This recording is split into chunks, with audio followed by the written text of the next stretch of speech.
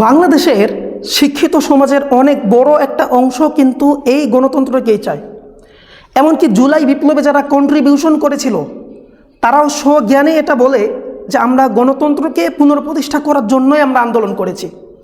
এখন প্রশ্ন হচ্ছে, তারা গণতন্ত্র চায় কেন? কি কারণ তাদের গণতন্ত্র চাওয়ার পেছনে?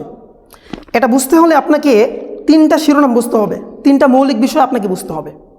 একটা হচ্ছে গণতন্ত্র, একটা হলো স্বৈরতন্ত্র, আরেকটা হলো ইসলাম। তারা মূলত এই গণতন্ত্রকে স্বৈরতন্ত্রের সাথে কম্পেয়ার করে। আর গণতন্ত্রকে যখন আপনি স্বৈরতন্ত্রের সাথে কম্পেয়ার করবেন তখন কিন্তু গণতন্ত্রই বেটার। স্বৈরতন্ত্র এটা কি?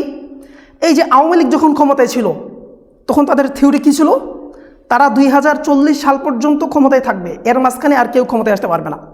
এবং 5 বছর পর পর যেই সরকারি নির্বাচন হয় এটা একটা ড্রামা, নির্বাচনের অ্যাক্টিং হবে শুধু, কিন্তু এই নির্বাচনের 4 আনা পয়সাও কোনো ভ্যালু থাকবে না।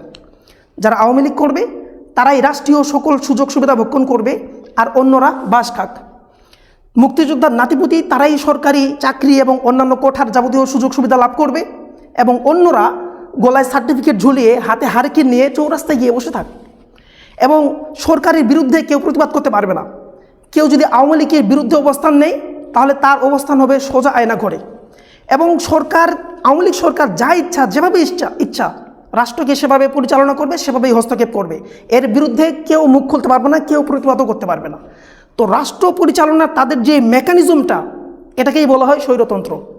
আর এই স্বৈরতন্ত্রের সাথে যখন আপনি গণতন্ত্রকে কম্পেয়ার করবেন তখন কিন্তু গণতন্ত্রই বেটার। এক্স্যাক্টলি তারা এটাই করছে। পক্ষান্তরে যদি তারা এই গণতন্ত্রকে স্বৈরতন্ত্রের সাথে কম্পেয়ার না করে যদি ইসলামের সাথে কম্পেয়ার করত, অ্যাটলিস্ট আমি বিশ্বাস করি যদি সে একজন মুসলিম ঘরের সন্তান হয়ে থাকে, দাবি এবং পরিচয় সূত্রে যদি সে একজন মুসলিম ঘরের সন্তান হয়ে থাকে, তাহলে ইসলামের উপরে কখনোই কোনোভাবেই কোনো দিনও সে এই গণতন্ত্রকে প্রাধান্য দিত না। আমি বিশ্বাস করি অন্ততপক্ষে। এখন অনেকের একটা প্রশ্ন যে ইসলামের মধ্যে শাসন ব্যবস্থা আছে, এটা আমরা মানি। তবে ইসলামের মধ্যে যেই শাসন ব্যবস্থা, এটা তো আজ থেকে আরও 1500 বছর আগের। তখনকার বিশ্ব ব্যবস্থা আর এই সময়ের বিশ্ব ব্যবস্থা তো এক নয়। তখনকার প্রেক্ষাপট আর বর্তমান প্রেক্ষাপট তো এক নয়। তখনকার রাষ্ট্র সিস্টেম আর এখনকার সিস্টেম তো এক নয়। সুতরাং 1500 বছর আগের প্রাচীন একটা সিস্টেম দিয়ে আমরা এখন বর্তমান সময়ে রাষ্ট্রকে চালাবো কী করে? এটা একটা প্রশ্ন আসতে পারে কি না? এখন আপনি মনে করছেন যে অনেক সমস্যার ক্ষেত্রে ইসলাম তো এখানে সমাধান দিতে পারবে না বর্তমান সিচুয়েশন অনুযায়ী। তাহলে আমি বলবো, আপনি ইসলামের এখনও কিচ্ছু বোঝেন নাই। পরিতাপ আপনার জন্য, আপনি ইসলামের এখনও কিচ্ছুই বোঝেন নাই আপনি।